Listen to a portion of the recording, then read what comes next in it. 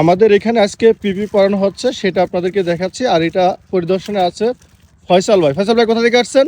রংপুর থেকে এসেছি। চাঁপাইনবাবগঞ্জ রহনপুর থেকে আসছেন চারা গাছ নেওয়ার জন্য। জি জি। চারা গাছ নেওয়ার জন্য আসছে। তো আমরা এখানে আমাদের বাগানে কার্যক্রম চলছে, সেটা একটু দেখাচ্ছি। দেখেন যেখানে পিপিগুলো পড়ানো হচ্ছে, কী সাইজের হলে পিপি পড়াইতে হয় সেটাও আপনাদেরকে দেখাই দিচ্ছি। দেখেন ঠিক এই ধরনের মার্বেলের চাইতে একটু বড় হইতে হবে, তখন কিন্তু পিপিটা পড়াইতে হবে। এই পিপিটা একটু দেখেন তো, খুলে দিকে দেখেন।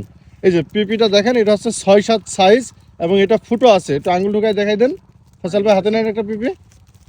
এই যে আঙুলটা একটু দেখাই দেন। এই যে এই ফুটোটা কেন আছে জানেন?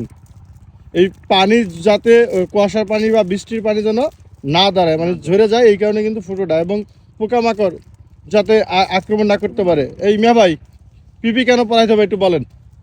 পেয়ারা যাতে পয়সা না যায়, দাগ না পড়ে, বিভিন্ন ধরনের ওই মশা মাছের আক্রমণ থেকে রক্ষা করার জন্য। রক্ষা করার জন্য পিপিটা পড়াইতে হবে। তো দেখেন পিপিটা একেবারে পেয়ারার জন্য কার্যকর, এবং যে আমরা যে ওষুধগুলো স্প্রে করি সেটাও যাতে গায়ে না লাগে, তাই তো?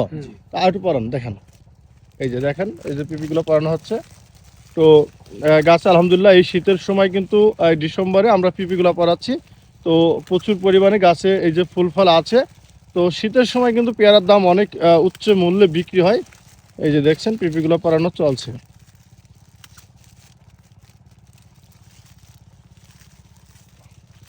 এই যে দেখতে পাচ্ছেন।